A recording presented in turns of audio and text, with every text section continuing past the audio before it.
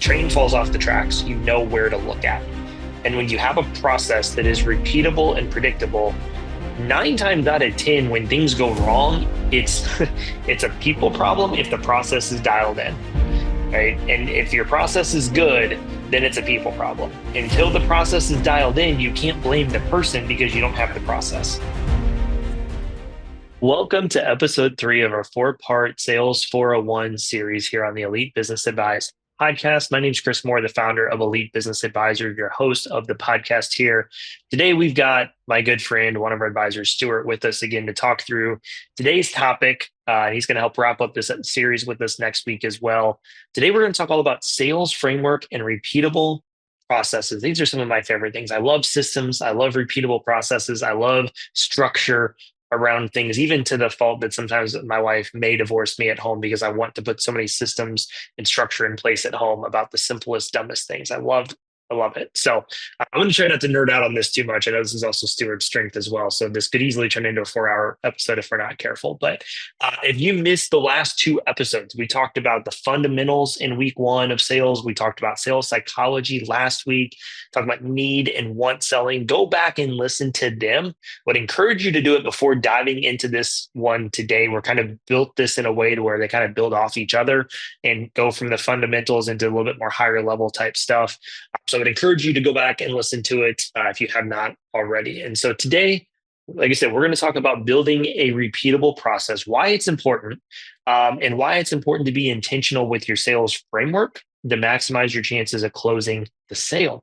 See, way too many people doing estimates just to go get numbers to customers, and there's not a lot of intentionality behind it. There's not a repeatable process. They aren't analyzing it to identify ways where they can maybe land 5 or 10% more of their jobs. It's just like I'm just doing this and kind of burning through the leads that come in and just doing quotes and just doing what I'm supposed to do without kind of thinking through how do we become more intentional about this, right? If you could just close 5 or 10% more of the bids you're already doing, what would that do to your finances? What would that do to help with your backlog? And how much time would that save you? Right. And so that's why I want to be very intentional on trying to dive deeper into these things here today and why this is an important step that many painting contractors miss. So I hope it helps. Thanks for plugging in. This is the Elite Business Advice Podcast. Stuart, episode 2 had even more value than episode 1 did, in my opinion, in my personal opinion. So if they had to take one thing away from it, what would it be for you? I want to hear what your feedback was on this. I'm thinking through it again. Probably the big thing was tying in strategy with like a humanist approach. And I think Yes. just looked at as it's one or the other. But I actually think reflecting on it, we as a company do quite a good job of merging those two together. Yep. It's some of my favorite feedback to get from people. They're like, you guys are genuine human beings. And I was like, thank you. Thank you. That's really good to know because that's how we want it to come across. So I'm always relieved to hear that's how we actually come across to people. So that was great. That makes mine look like crap. For me, I think the biggest thing that we talked about last week that you did a really good job of bringing home is how do you take the want and need selling, but tie it into their emotions. I love the promo clip that came out last week.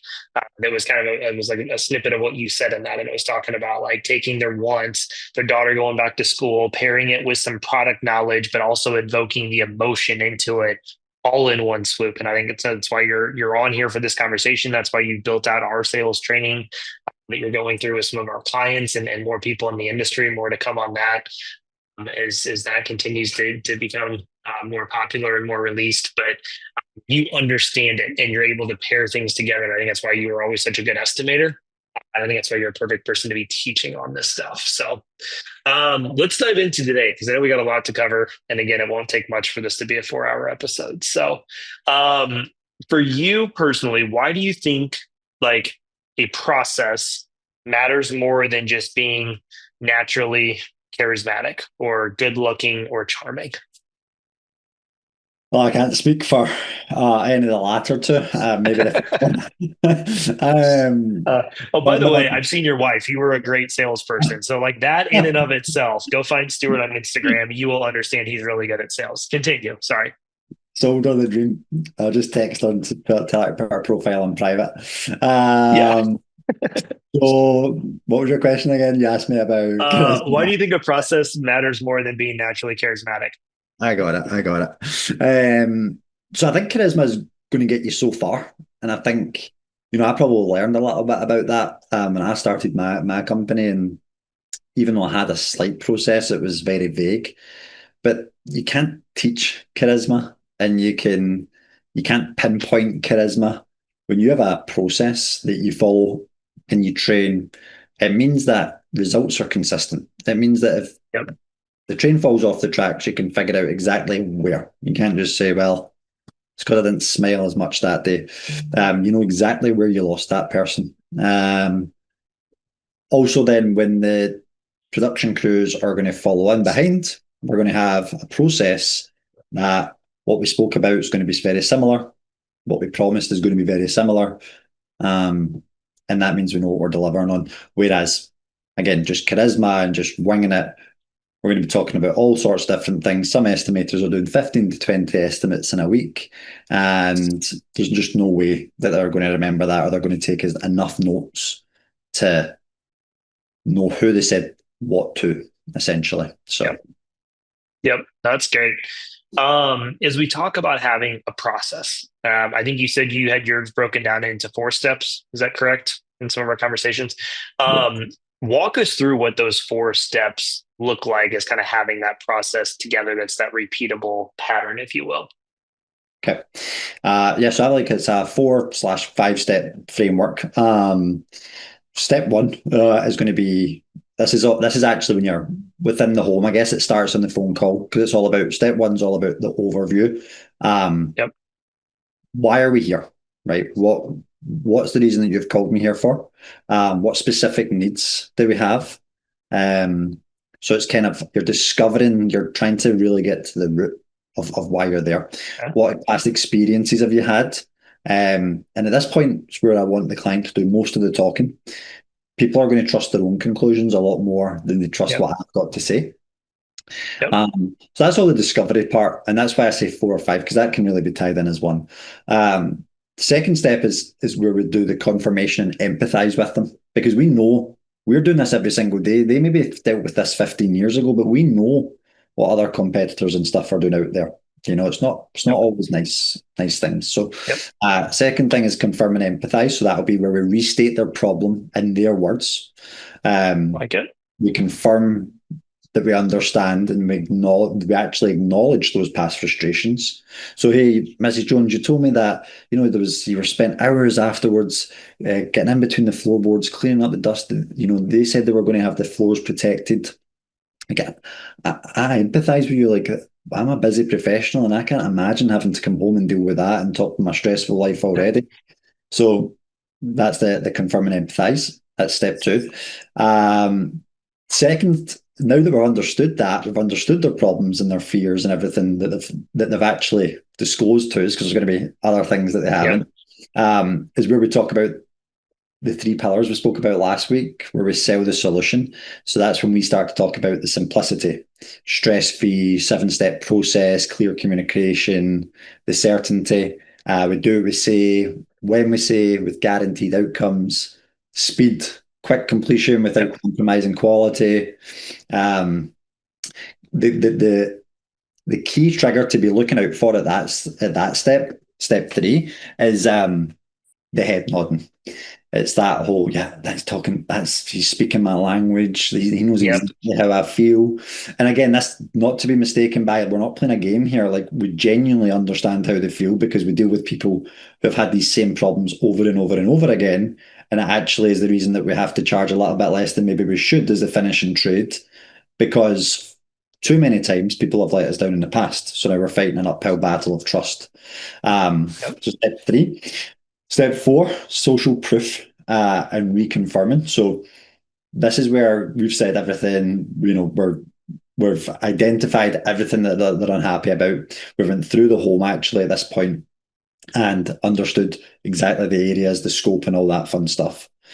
Now we come back and we tie in some photos of what they've spoke about in terms of their pain. and then some photos of what we've taken today, and then some past photos or reviews that have spoke specifically to those problems that they mentioned earlier. So this step is all about social proof and reconfirmation. And then straight up asking them, does this solve your problems? So again, the whole floorboards, we can talk about laying down RAM board. We can show them a photo of that. Then we can show them a review that says they've done a great job protecting all of our floor and furniture. Then asking them straight up, does this solve your problems? And they might have listed 2 to 3 problems. Our goal is to kind of trial close that, where we say, okay, we've solved this problem. Are you happy to move on? Now that we're showing you we've solved this problem, are you happy to move on? Yep. And then that leads me then to the zoom in and the close. So that this part, which is a final step, step 5 in my process, is where we reconfirm the time frame, which will have already been set at the initial phone call when they would like the project done. Now we also talk about the things that everything we've just spoke about. So the scope, the specific needs. We ask them, does this all sound really good to you? Is there anything you're unsure about? Is there anything that I've not answered for you? No, no, no, no, no. Or if there is, then you answer that. This is where we're zooming in. And then the last part is, here is the price. And then that's when we just kind of be quiet, let them think about it. How does everything compare? I actually was about to say, how does the price compare? I never asked that question because we don't want to make it about price. They've already showed you the whole way through that 5-step process. You've solved all their problems, which means it's ultimately going to be down to price. How do we compare against everyone else? And then you're sort of steering them away from the whole price thing and making it more about all of the other stuff that you spoke about in that 5-step process. That's great. Yeah, I think that's one thing a lot of times people are like, oh, it's just like they're all about the price. And it's like, well, it is if you make it all about the price, right? If you're showing up for a transactional estimate, it's going to become all about the price. When you show up to understand their wants, their needs, their concerns, how you can solve that, how you can empathize with them, how you can have that level of service to take care of their problem for them, then it's become about the service. And yet the price is still important. The price is still relevant, but it's not all about the price, right? And so I think, again, just in the approach that I would rebuttal to with people when they say that is, what are you making it about? If you're making it all about the price and the numbers, because this is a transactional 30 minutes of your life, that's probably how they're going to take it as well. Right. Mm-hmm. If you make it about them, if you make it about the emotions, you make it about everything else we talked about last week, and you tie that into your process. I love it because I think for me, one of the biggest things is like, you're going to iterate your process to what, like, I guess, objections you're hearing the most, right? Or what are the most common things, because you want to head those off before they even get to bring it up, right? You want them to talk about it, but how do we head that off beforehand? So, I think it's great. Question for you, and this is something that I get from a lot of people, and I think you'd be a great person to ask this to. What are some things you can do at this estimate as part of your process to help set your crews and your operations team up for success every time, right? Because there's a big thing in the sales to production handoff, especially as you're growing your company and you hire somebody to help with production or operations, or maybe you eventually replace yourself as an estimator. That's a huge part of this, right? So I think as we're talking through process and framework, I think that was a great time to bring that up, is like, how can we help set that handoff up for success in what you're doing at this process? So the first thing that I do is, again, I think we spoke about it a little bit last week, just to touch on it, is analysing what that person wants right from the very jump, from the very first phone call. I spoke earlier in that 5-step process about, I already understood their time frame. That's because we had detailed notes. We're not guessing anything. We're not asking the same question twice. We're reconfirming things, sure. That's a continuation. So between steps 2 and 3, where I've been confirming, empathizing, and then selling the solution, that's when I'll do my walkthrough with the client, walking through the property. And I actually tell them, while we're walking through, I'm not being rude, I'm taking notes. I'll actually always do it in a notebook as well, and then photograph that, because I want to be taking little, just one-word things to remember absolutely everything, so that I can then reconfirm that to them at the end. so that the notes that actually survive all the way through to the production crew have been already been reconfirmed by the client. Yep. So that's one thing. Using apps like Busy, Company Cam, to do photographs of everything and highlight things like that, and arrows like Yep. timestamps, square footage, whatever it is. It's amazing what you can do now. Um, the last thing that I do at the walkthrough part, so I've taken my notes, I've reconfirmed them. They're then going at the final part of the walkthrough. I'll actually do a walkthrough I'd expect a walkthrough to be done with the client, doing the project walkthrough, just a 2 minute thing where it's high level. This not only sets your crew up for success, it sets everyone up for success because it takes this whole he said, she said out of it. Because we actually will come out and say, hey, this video walkthrough will be then passed along to our team for everyone to always view. So that's a Yep. few things at the actual estimating part. And then the follow up to that would be step four. Step four. The next part of that would be when you go to the office, when you sell the job, all that information that you've taken gets put in a template, passed over to the production manager. Yep. And you could even go one step further and do a pre-project walkthrough between the estimator and the project manager. Um, Whoever does that Yep. last pre-project walkthrough is the person who I have a one-page document where they fill in access, how dog's name is. That's the Yep. specific stuff. Because I actually don't want the estimator being so in the weeds about the dog's name and stuff like that when they're trying to focus on the sale and the numbers. Yep. But once the job's sold, I really want to give them that next level of commitment and attention to detail. That's awesome. It's the little things that go a long way with that, right? Yeah, I mean, I think I agree. I think you already hit on it, but I mean, just to recap, like just taking good notes, especially if there is, because it's something that should be in mind when you're estimating. One thing for us was like, what additional equipment do we need that we don't carry with us every day, right? We didn't carry, for the most part, even on our interiors, we didn't carry 24-foot ladders everywhere we went. We would always maybe have a 20 or have an A-frame. So it's like, do we need a 24 or even a 32-foot ladder in a spot? Do we need any scaffolding? Do we need this? Do we need our pivot tool? Obviously, different, seasonalities, you might carry different stuff with you, but is there something that's above and beyond just what our normal crews carry every day? That was always a big one. I think another thing too that was really helpful for us was we always had like a checklist myself or our estimator would look at the end of the bid before they finalize it, and it would be like just the random things to remember that sometimes get missed, right? Is it nothing but ladder work on an exterior? You're painting fascia, soffits, and gutters, and you're just up and down a 28-foot ladder all day, right? You probably need to maybe add in a little bit more time that your production rates may not factor into that for just constant up, down, ladder movements, etc. Are you working on steep slopes on an exterior with your ladders? Are you got a lot of roof work? Your interior, is it a foyer around a chandelier with a really tricky staircase that you might need to add in a couple hours just to maybe have another teammate there to help with some safety stuff, right?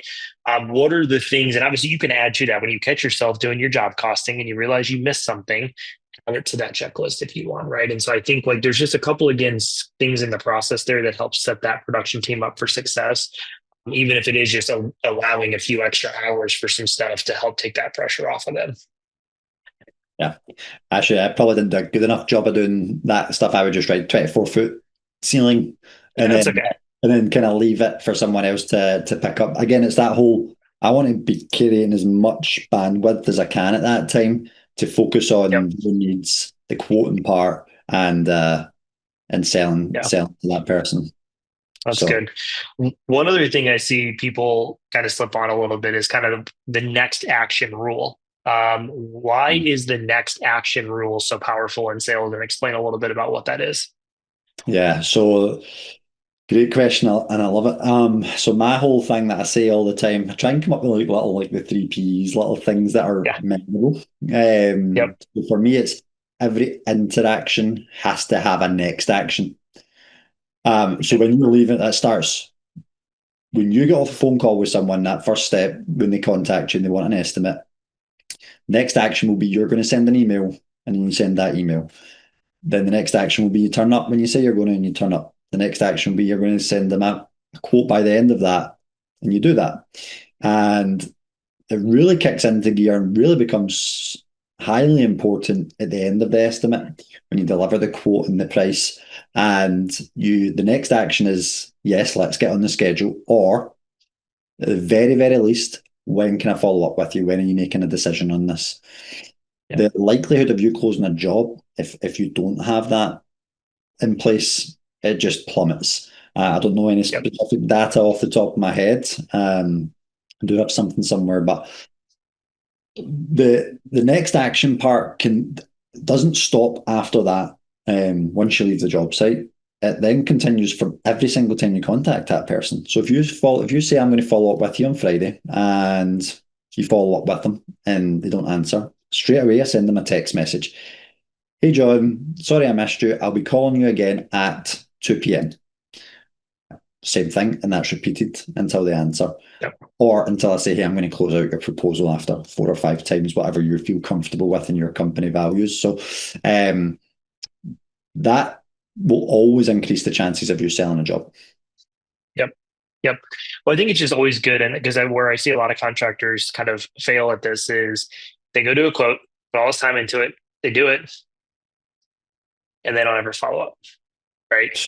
And again, it becomes a process and a system. Like if I tell you I'm going to call you on Friday before I pull out of your driveway, I've got a system in my head that I put a reminder in my phone to call you on Friday, right? Even if it's something, so you utilize your CRM, utilize whatever, maybe it's a task in your CRM, maybe it's something that, again, you just have to use calendar for, right? I had somebody say, hey, can you call me Wednesday between 11 and 12? And I was like, yeah, I'm free. What did I do? I went to my calendar, I put a reminder in, call so-and-so at 11:15, alert at time of event. So I don't forget to call them Wednesday between 11 and 12, right?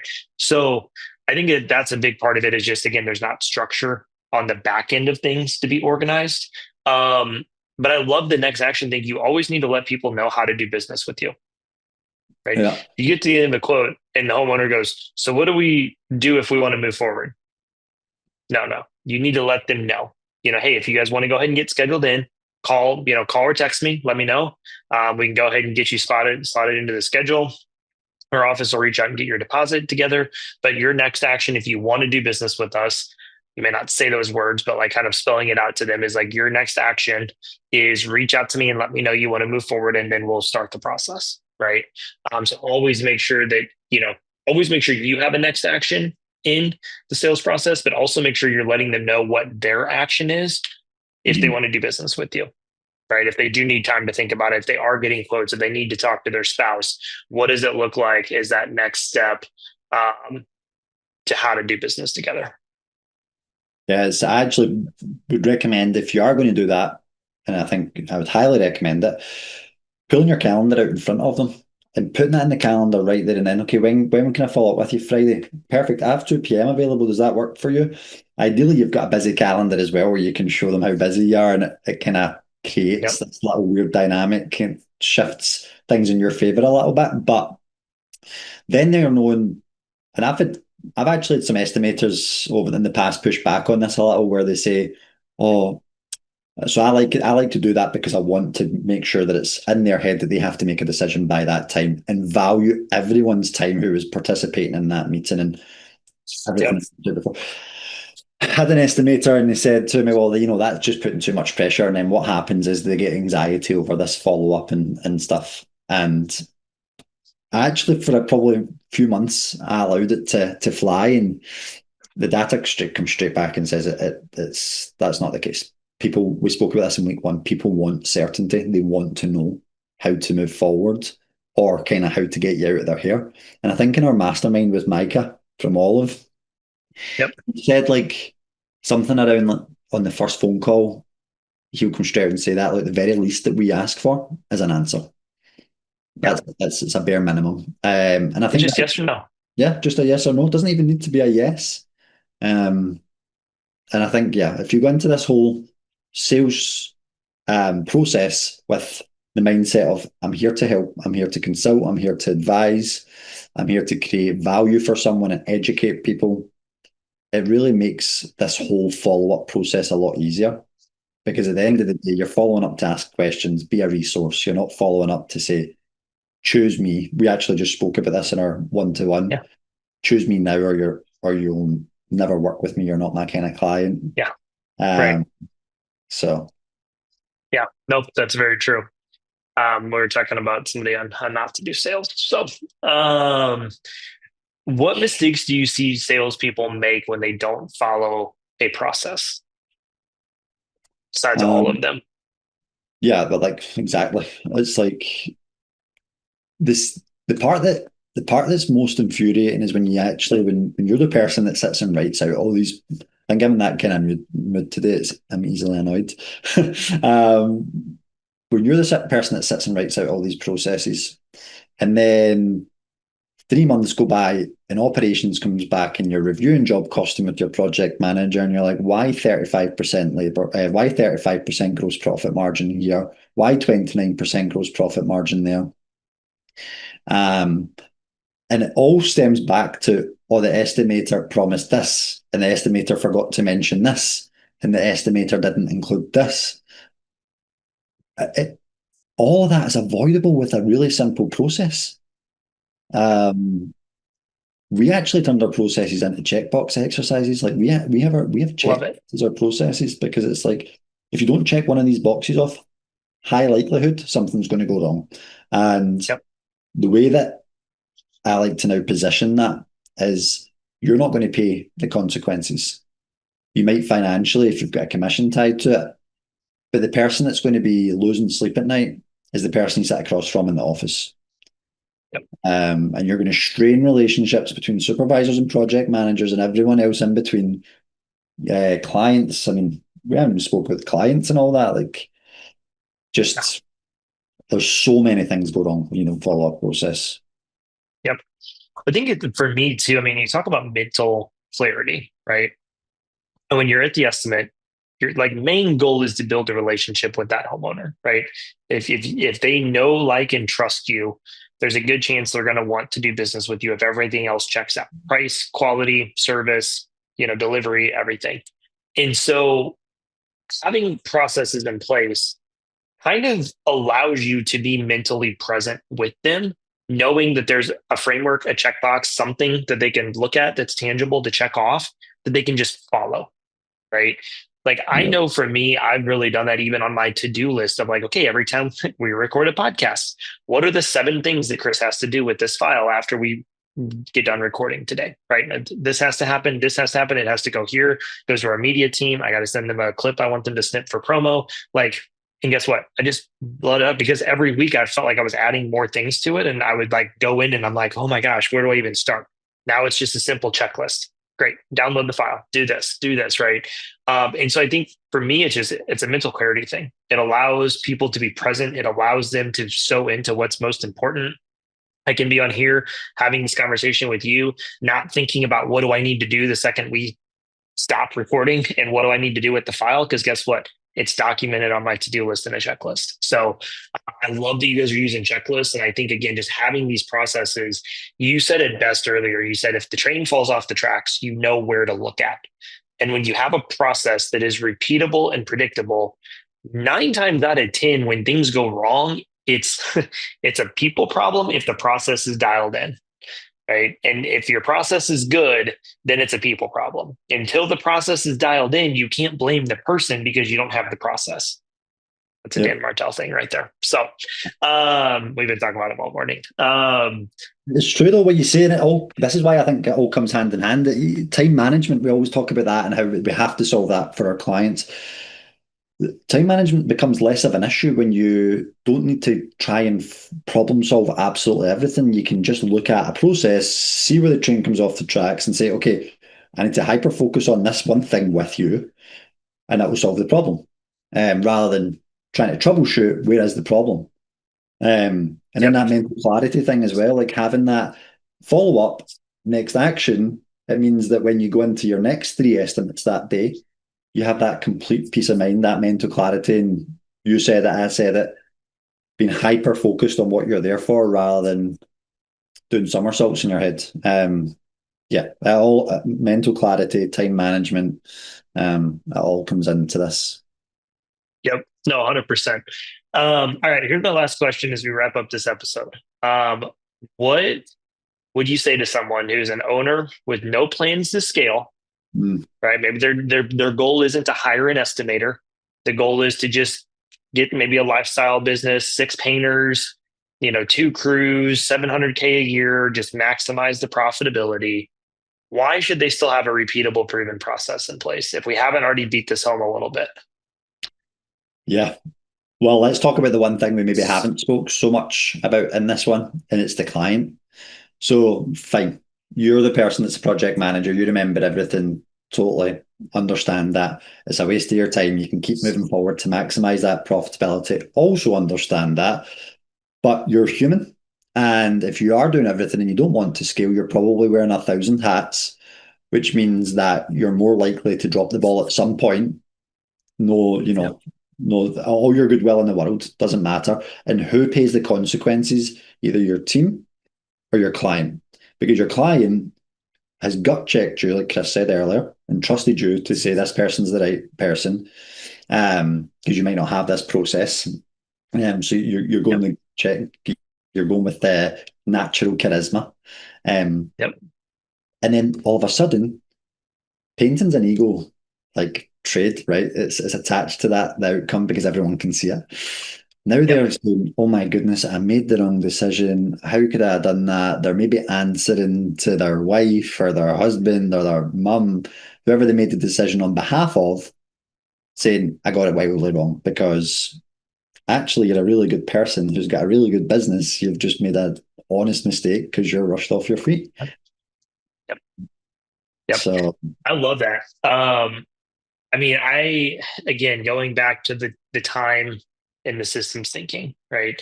I think that's where a lot of business owners, that's the difference between people that treat it like a business and people that treat it like a job. Regardless of what your goals are in terms of scale and growth, is if you have systems in place, you're thinking more long-term business minded. If you're trying to just wing it every time because everything's in your head, you own a job. And that's okay if that's all you really want. But I think for most people, even if you just want that, again, 6 people, 700K business, which is nothing wrong. We talk about that all the time. If that's what you want and that serves your life and your family in terms of time and money, then great. But let's like maximize your time and be better about it, right? Have some structure behind it, because it will make things more routine. It will increase your closing rate, so you're more successful and have to do less estimates. Maybe you can charge a little bit more money, right? I mean, there's a lot of variables that go into that. Let's have a proven, predictable system. Let's not just show up and wing this every time and hope for the best, because you're probably going to burn a lot of extra time in doing that. And again, it leaves a lot of room for error and bad margins on jobs that shouldn't happen. yeah, what do you think that if you're to sit and calculate all the dollar figures, what do you think would pay dividend in the long run? Sitting down for a couple hours and learning your system and having it written compared to all the estimates that you do that you might not win because you failed the process check. You passed the gut check, but the process check wasn't there like the other 2 or 3 professional companies who have all the systems in place. I wonder what that time comparison is. And I think that's something we often overlook is like everything's got a dollar figure to it when you're in business. Yep. So yeah, it's and all that stuff interests me. Is Yeah. I love uh, it, man. I will say this as we wrap this episode up. If I was going to have a painting company for the next 5 years, let's go back to that lifestyle business owner we're talking about. Stuart, I honestly think I would invest at least 50 hours into it now because I know the investment of that over time. And it doesn't take 50 hours. Let me be very clear. Like I'm thinking, like you said, maybe 5 to 10 hours at most, to really dial this in and get it repeatable and maybe tweak it as you go through it a little bit. But the value to it, if I'm going to again have a painting company for the next 5+ years, it would be worth 50 to 100 hours for me to sit down and dial in now because it's going to save me 5 to 10x that over time easily. And I'm a fan of buying my time back. So with that being said, man, this has been fun. I really enjoyed this. I'm glad we did this series. I hope it's coming across the way that you and I intended and wrote this to kind of happen and manifest here. Next week, we're going to wrap the series up here. Part 4, we're going to talk all about objection handling and how do we create lifelong customers in your business. So don't miss next week's We're going to wrap this whole thing up and take us home. And we look forward to seeing you next week. I hope you enjoyed that episode and were able to take away a few nuggets to implement into your business. If you loved this episode, please leave us a rating and a review. It helps others on the platform find our podcast, and it could be the best blessing that's ever happened to them thanks to you. We at Elite Business Advisors are a huge supporter of the PCA, the Painting Contractors Association. If you're not familiar with the PCA and all of the benefits of membership, I highly recommend you check it out at www.painted.org. That's PAINTED.org. It looks like painted. And last but not least, if you're looking for an outsider's perspective as you navigate growth, schedule a free business analysis meeting with us at www.elitebusinessadvisors.com. We work with painting contractors all over North America to help them treat their business like a business. Our entire team of advisors all have experience in owning and running a painting company, so you aren't just getting a team that is teaching off of theory, but tried and true application of principles and systems. Thanks so much for listening in today. We appreciate your support, and we'll see you back next week.